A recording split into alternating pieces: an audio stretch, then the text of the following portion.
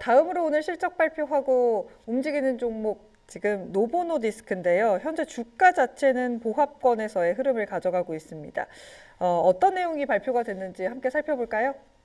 아무래도 노보노디스크의 실적 자체는 이제 비트한 부분이 꽤 있다 보니까 오늘 주가는 상승하고 있는데, 근데 실적 전반적으로 보면은 노보노디스크보다는 일라힐리의 좋은 내용이 훨씬 많았습니다. 왜냐하면 노보노디스크 실적 자료에 나오고 있는 이야기 대다수가 조금 이제 뭐 공급 부족은 지속되고 있다. 이건 노보노디스크나 일라힐리나 마찬가지인데, 노보노디스크에서 강조하는 게 경쟁이 심화되고 있고 가격 압박이 있다, 이런 이야기가 있었습니다. 근데 사실 시장에 현재까지 비반 치료제 정식 제품을 판매하는 데는 노보노디스크랑 일라이릴리밖에 없고요. 그러다 보니까 결국 경쟁이 심화된다는 거는 일라이릴리가 빠르게 치고 올라오고 있다 볼 수 있을 것 같고, 그리고 실제로 이 GLP-1 관련해서 처방 건수는 더 오히려 지난 분기보다 빠르게 성장하고 있습니다. 그러니까 결국 이제 공급만 맞춰주면은 살 사람은 많다, 그렇게 볼 수 있을 것 같은데, 그러니까 전반적으로 이걸 해석해 보면은 비만 치료제 시장은 현재 미국에서 더 빠르게 성장을 계속하고 있는 상황입니다. 근데 그 와중에 이 좀 점유율 측면에서 노보노디스크가 점점 점유율이 1년 내내 계속 하락하는 모습이 나타나고 있다 보니까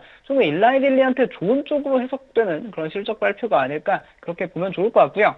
그리고 실제로 이 노보노디스크 같은 경우에는 일단 당장의 주가를 이제 한판 뒤집기 할 만한 그런 촉매제는 조금 부족해진 상황입니다. 아무래도 이 바이오 헬스케어 기업 같은 경우에는 이제 임상 결과에 따라 조금 임상 결과가 어떻게 나오느냐에 따라 주가가 갑자기 이제 추세를 반전할 수도 있고 하는데, 노보노디스크 같은 경우에는 그 카드들을 이미 다 내놓은 상황이고요.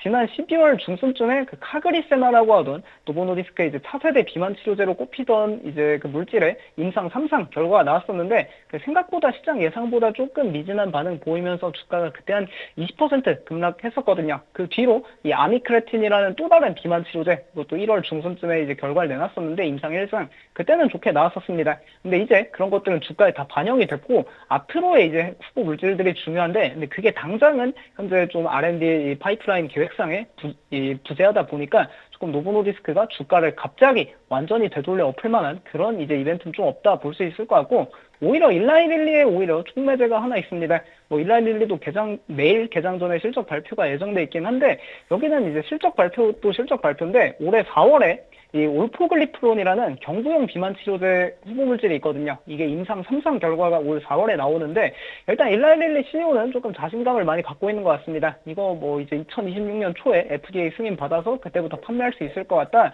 그런 이야기할 정도로 현재 임상 3상 결과에 좀 긍정적 그런 이제 시그널을 보내고 있으니까, 확실히 일라이릴리가 조금 뭔가 이 주가 촉매제 자체는 더 많다, 그렇게 볼 수 있을 것 같고요.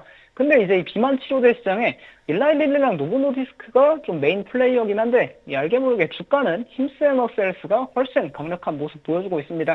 어떻게 보면 이제 뭐 비만 치료제 시장에 조금 내기 같은 존재가 되고 있는데, 이 기업이 뭐 정식 비만 치료제는 아니고 이제 그 컴파운디드 드러그라고 해가지고 FDA의 공급 부족 리스트에 있는 물질을 가지고 만들 수 있는 게 있습니다. 그걸로 현재 계속해서 비만 치료제 사업을 하고 있는데, 일단 다가오는 일요일 날 슈퍼볼의 광고를 집행한다는 게 상당히 흥미롭고요. 이 비만 치료제라는 시장 자체가 위고비 오젬픽이 나온 지 이제 뭐 10년도 안 됐고, 위고비 같은 경우에 승인받은 지 한 5년 돼가는 상황이다 보니까 비만 치료제 시장은 아직 사업 초기입니다. 그러다 보니까 슈퍼볼에 광고를 한 적이 한 번도 없는데, 임스앤어셀스가 먼저 비만 치료제 가지고 슈퍼볼에 광고를 집행한다고 하니까 조금 어쩌면은 미국에서 여전히 비만 치료제를 모르고 살았던 사람 입장에서는 좀 혹하지 않을까, 그렇게도 봐도 좋을 것 같고요.